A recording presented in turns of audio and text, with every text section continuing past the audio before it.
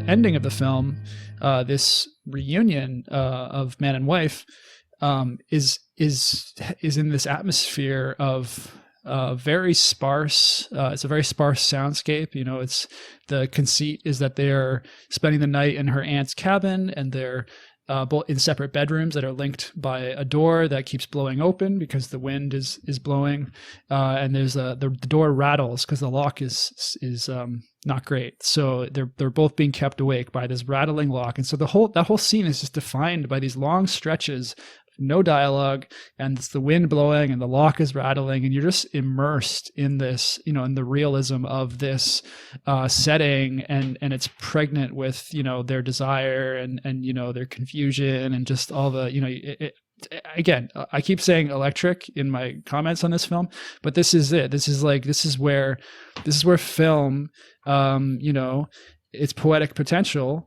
is really, I think, displayed to a maximum, and that can happen in a Hollywood work. It can happen in any kind of work, and this is what McCary brings out. He brings out the just the reality of things, I guess is how I put it. Dude, I thought that ending sequence was awesome. And I thought that it sort of spoke to one of the unique strengths of the remarriage film, which is that we can have this kind of a scene and I don't need to feel bad about it because they're married, right?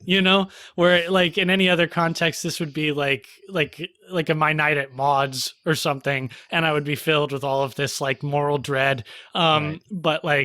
But this was so delightful because it was something that in their minds wasn't supposed to happen, but in our minds as audience members, we're well, it's totally okay if it happens. You guys are married, right? So so you what can are you still doing have in these that separate tension. bedrooms? You can still have that tension that you might not have in a film about a married couple. It still is somewhat provocative for the time. I mean, it's just provocative. Yeah, certainly. There's a few things in this moment that the production code would have had a problem with, but Joseph Breen, who was the administrator of the code, allowed these gags because the picture and its cast were high quality, which sort of undercut the raciness of it. So things like, Jerry there's some double entendres. There's the nightclub dancer with the exposed underwear. But Irene Dunn's looks, her glances at the end of the film. So the thing is that people were what people thought was racy was the cuckoo clock figures going into the same room together. So but just explain, I would have said it's more Irene. What that is? What's that? Can you just explain what that is? Yeah. So at the end of the film, they're waiting, and he's going into the room to close the door and stuff. And we established this thing. So we're waiting because their divorce is finalizing at midnight. So we're already looking at the clock, and then it establishes this thing that happens 3 times with the cuckoo clock and these little mechanical figures, who I think might be real people, just miniaturized and special effects. Walking out and then walking back into their doors, and the doors close. A man and a woman. Yeah, a man and a woman. Doors. Yes, good point. Yeah. And then in the third, that happens 3 times, and in the third one, which is the last shot of the film, the man follows the woman into her door, and the door closes. So the idea that they're sort of consummating their relationship, and that was considered to be risque, but to me, that's not risque. That's just it's risque for the time because you're not even allowed to show women being pregnant back in the day. But what remains provocative is Irene Dunn's looks.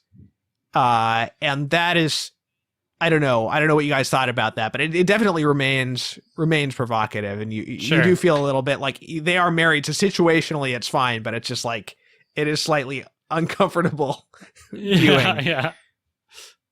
I found it. I love it. I think it's one of the most erotically charged moments that the production code was 100% okay with and passed. Right. In a film, and it's just I think it's more extraordinary, kind of for that reason.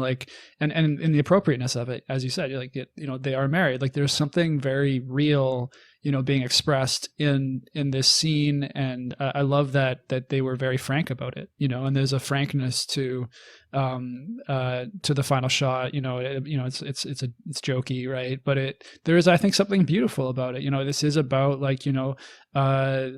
marriage, being restored and yeah. The erotic aspect of that in its proper place. And it's just similar to another screwball ending. At the end of It Happened One Night, which is very famous for, at the end of the film, Clark Gable and Claudette Colbert are now married. And there was a joke earlier in the film where a situation earlier in the film where they had to stay the night in a motel together, and to preserve modesty, they hung a sheet over a clothesline across the middle of the room to separate the two beds. And so the film, It Happened One Night, ends with them now being married and them joyfully pulling the sheet off of the clothesline. They call it the Walls of Jericho. He blows a little trumpet. The Walls of Jericho. And the Walls of Jericho come down. That's a great scene too, but there's less in the acting that makes it provocative, I think, in that scene. But what I'm saying is there's that kind of thing is established as that, that workaround in a way for the production code where, you're not, is preventing anything kind of more explicit from being shown. So you have these new symbols that are introduced. And that's why censorship is wink good. And tell the audience what's happening. And it works in a way, and this is a case where it adds, I think, to the final product, because it's something very deeply joyful about just kind of expressing something that deserves to be veiled. It's an expression of respecting the veil that extends over the marriage bed, and yet being very frank about it in a way that reminds me of things I've heard about, medieval marriage ceremonies, where the revelers would accompany the bride and groom all the way to the marriage bed and then leave, things like that. So it's a frankness and a respect for the veil, as you say, that works. And it is very joyful, more joyful than it would be if it were handled any more frankly than that. From an ethical standpoint, there's also, you're not asking actors to do things that place them in a compromising situation, even if it's, only to a certain extent. And so, I guess from this point of view, it's, again, maybe this is one more reason why, as a filmmaker and a cinephile, I love The Awful Truth, because I think it shows what can be done to capture the reality of a very deep human, a deep part of existence, the reality of marriage in the fullness of what it is, in the most appropriate way. And it's not hiding something out of prudery, and it's not emphasizing what it should emphasize. I think it really does reach a kind of a perfect place in how it approaches that, and that's pretty rare even for films of that time.